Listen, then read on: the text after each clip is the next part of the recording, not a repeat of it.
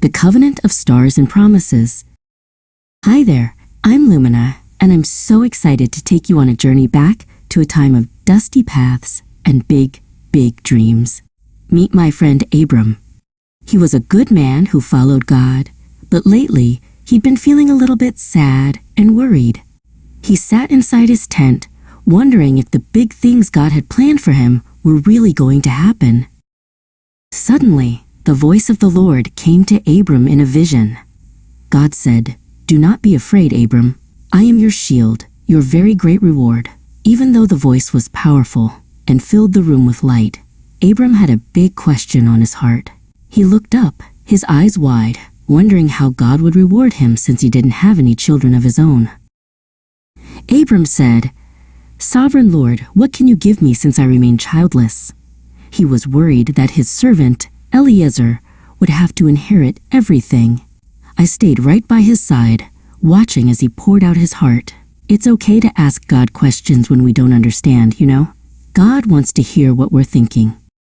God didn't just tell Abram the answer. He showed him. God led Abram outside into the cool night air. The desert was quiet, and the sky was as dark as velvet. God told him, "Look up at the sky and count the stars, if indeed you can count them." Abram craned his neck, looking at the thousands of twinkling lights above. Then God made a spectacular promise, "So shall your offspring be." Abram looked at the endless stars and then at his own hands. Even though he was old, he chose to believe God. The Bible tells us that Abram believed the Lord, and God credited it to him as righteousness. It was a beautiful moment of pure faith. Abram asked how he could be sure he would possess the land God promised him. God instructed him to bring a heifer, a goat, a ram, a dove, and a pigeon. Abram did exactly what God said.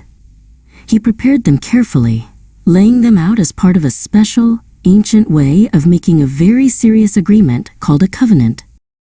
As the sun started to set, some large birds of prey tried to swoop down on the sacrifice. But Abram stayed alert. He shooed them away, protecting the offering he had prepared for God. It took a lot of patience and hard work to wait for God to move, but Abram stayed right there, watching and waiting. As the sun went down, a deep sleep fell over Abram. A thick and dreadful darkness came over him, but God was right there in the silence. God spoke to Abram while he slept, telling him about the future of his family and the land they would one day call home. Even in the dark, God's plan was moving forward. When it was very dark, something amazing happened. A smoking firepot and a blazing torch appeared and passed between the pieces of the sacrifice. This was God's way of signing the contract. He was showing Abram that he alone would make sure the promise came true. It was a spectacular, fiery sign of God's presence. That day, the Lord made a covenant with Abram, promising him a vast land for his many descendants. Abram learned that when God makes a promise, he keeps it, no matter how impossible it seems. God's timing might be different than ours, but he is always faithful to those who trust him. So what can we learn from Abram? Even when we feel small or worried about the future, we can look at the stars and remember that the same God who placed them there has a plan for us too.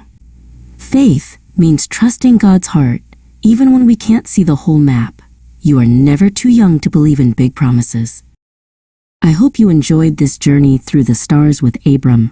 Remember, God's promises are as bright as the night sky and just as sure. Keep shining your light and trusting in the one who made the stars. We'll see you in the next chapter of the Bible.